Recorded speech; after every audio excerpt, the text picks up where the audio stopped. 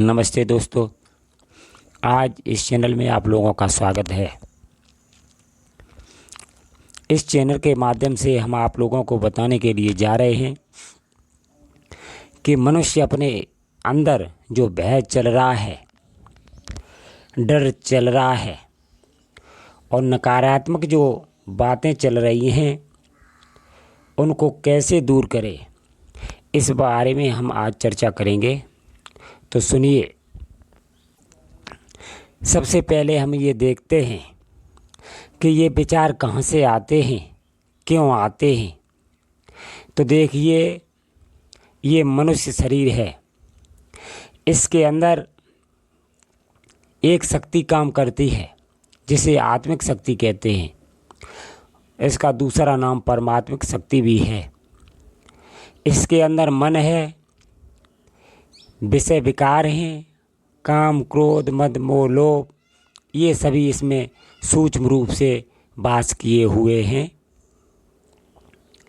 और जब तक इनको बस में नहीं किया जाएगा, जब तक इनको समूल रूप से शून्य नहीं किया जाएगा, तब तक मनुष्य को ये निरंतर भय, घबराहट और नकारात्मक बातें देते रहेंगे। लेकिन आज संसार में मनुष्य भ्रमित है। और देखिए, इनका इतना प्रभाव विलक्षण होता है कि ये मनुष्य के दिमाग में नकारात्मक एनर्जी भरते रहते हैं। इसलिए हमेशा मनुष्य यही सोचता रहता है कि किसी दूसरे का अच्छा कार्य न हो पाए। मतलब मनुष्य के अंदर ईर्ष्या हर समय मौजूद रहती है। हमारा भाई ही क्यों न हो, जब उनका लड़का किसी सरकारी नौकरी में लग जाता है तो हमारे अंदर जलन आती है। सिर्फ जलन उस समय नहीं आती है जब हमारा खुद का लड़का लगता है, तो हमें जलन नहीं आती है, बल्कि हमें खुशी महसूस होती है। ये सब मनुष्य शरीर के अंदर क्यों चल रहा है, इसका एक गूढ़ रहस्य है। ये मनुष्य को पता नहीं है। देखिए, ये बात हमारे संत भगवान जानते हैं। जो सच्चे संत होते हैं वो इस मनुष्य के संपूर्ण विचारों को जानते हैं और वे ये भी जानते हैं कि इनको कैसे शांत किया जाता है। लेकिन आज का मनुष्य संसार में खोया हुआ है। सारा ध्यान अपना धन में लगाए हुए है, शरीर की पोशाकों में अपना ध्यान बांटे हुए है। लेकिन उसे ये नहीं पता है, यदि वह अपना ध्यान परमात्मा की तरफ नहीं लगाता है, सच्चे ज्ञान की तरफ नहीं लगाता है, तो जवानी अवस्था तो मौत से बिता लो, लेकिन जब मौत आएगी उस समय बहुत पछताना पड़ेगा।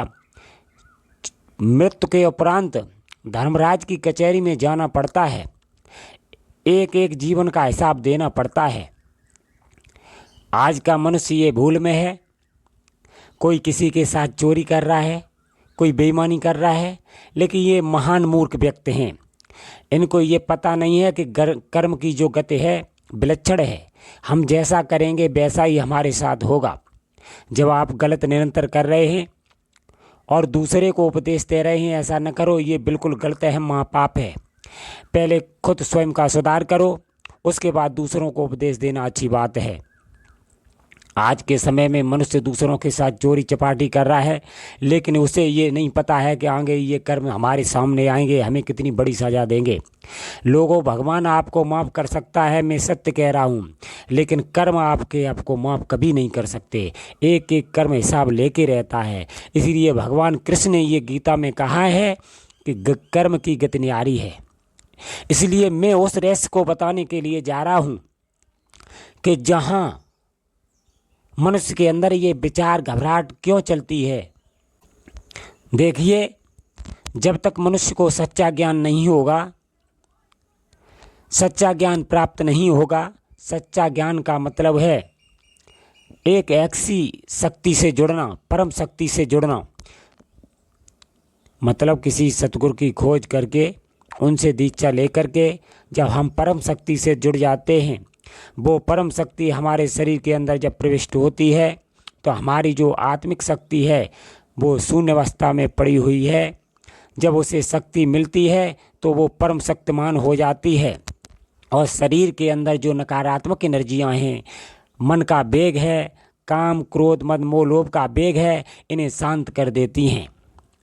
लेकिन मनुष्य सोचता है मैं गुरु नहीं करूँगा, बिना गुरु के अपने जीवन को संभाल लूँगा। ये अहमपना है। लेकिन ध्यान रखना, अहमपना है तो ये भी सोचो कि मैं जो भोजन खा लेता हूँ मेरे शरीर के अंदर कैसे पचता है, ये शरीर का संचालन कैसे हो रहा है, शरीर की क्रियाएं कौन चला रहा है। मैं आप लोगों को यथार्थ बात बताने के लिए जा रहा हूँ कि जो मनुष्य आज धन में खोए हुए हैं, जरा गौर करो। जो हमारी वीडियोस देख रहे हैं या सुन रहे हैं, कृपया करके ध्यान ये करो कि जब हमारा शरीर छूटेगा तो हमारे साथ क्या जाएगा। मैं आपको वही चीज़ बताने के लिए जा रहा हूँ। आप जीवन पर्यंत धन कमाते रहो, कोठी बंगला बनाते रहो, लेकिन जब आपकी मौत आएगी उस समय कोई साथ नहीं देगा। ध्यान रखना, आपका जो सूक्ष्म शरीर है इस शरीर से निकल जाएगा। मौत किसे कहते हैं? जो आपकी आत्मिक शक्ति है इस शरीर को छोड़ दे और बाहर निकल जाए, उसी अवस्था को मौत कहते हैं। और लोग ये सोच रहे हैं मेरी मौत के बाद मेरे बच्चे परेशान हो जाएंगे, मेरी पत्नी परेशान हो जाएगी। भाई, यहाँ कोई किसी के बाद परेशान नहीं होता है, कोई किसी के चले जाने के बाद परेशान नहीं होता है। अकेला जीव आया है, अकेला जाना है। इसलिए मैं आपको सचेत कर रहा हूँ, कृपया करके इन विचारों पर अमल करें, अन्यथा आप बुढ़ापे में बहुत पीड़ित होंगे। ये जीवन बहुत ही दुर्लभ है, 84 लाख योनियों के बाद मिला है। इसलिए मैं आपको मेन बात बताने के लिए जा रहा हूँ कि मनुष्य सोच रहा है कि मेरे अंदर ये नकारात्मक विचार कहाँ से आते हैं।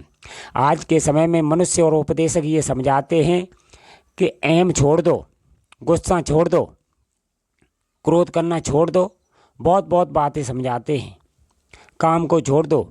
लेकिन उन्हें ये पता नहीं है ये जो काम क्रोध मद मोह लोभ जितने विकार हैं, मन की शक्ति है, ये बहुत प्रबल शक्तियाँ हैं। इनसे मनुष्य का बस नहीं चलता है। मनुष्य कर्म के अधीन है, मनुष्य मन के अधीन है, मनुष्य विषय विकारों के अधीन है। सिर्फ इनसे बाहर निकालने के लिए एक सद्गुरु ही होते हैं, सच्चे सद्गुरु। जब तक मनुष्य को नहीं मिलेंगे, इन संसार के दुखों से छुटकारा नहीं मिलेगा, शरीर के दुखों से छुटकारा नहीं मिलेगा। लोगों वास्तव में सुख शांति चाहते हो तो किसी सच्चे सद्गुरु की खोज करनी पड़ेगी। जो मनुष्य सोचते हैं, दिन भर इधर उधर वीडियो देखते हैं और सोचते हैं कि मुझे चैन मिल जाए, लेकिन ध्यान रखना ये मन इतनी बड़ी शक्ति है, ये विकार इतने बड़े हैं कि तुमको घसीट के जहाँ चाहे तो ले जा सकते हैं।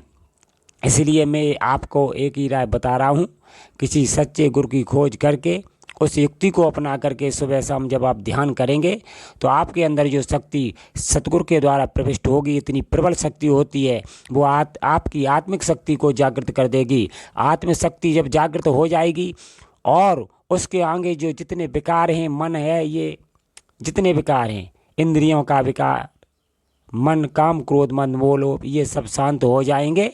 जब ये शांत होंगे उसके बाद आपको निश्चित रूप से शांति मिल जाएगी। मन से, शरीर के अंदर से डर चला जाएगा, हमेशा हमेशा के लिए घबराहट चली जाएगी और आपको वो परमानंद प्राप्त होगा जिसकी आप कामना नहीं कर सकते। ये यथार्थ सत्य है। देखिए, आज जब हम किसी रेलगाड़ी में बैठते हैं, किसी बस में बैठते हैं, तो हम ड्राइवर का विश्वास कर लेते हैं और बैठ जाते हैं। तो ज़रा आप ये बात बताइए, जो अध्यात्म ग्रंथ लिखे हुए हैं, इतने संत हुए हैं, क्या ये झूठ बात कह रहे हैं? लोगों, ये झूठ बात नहीं है। जो इस रास्ते पर चलता है, यकीन के साथ कहता हूँ, उसे मालूम पड़ जाता है कि ये सब सत्य बात है। इसलिए यदि आप लोग अध्यात्म पर विश्वास करेंगे और उस मार्ग को अपनाएंगे तो आपका जीवन बदलेगा। अन्यथा आप संसार में कुछ भी कर लें, चाहे लाखों करोड़ों रुपए उड़ा दें, लेकिन आपको शांति प्राप्त नहीं होगी।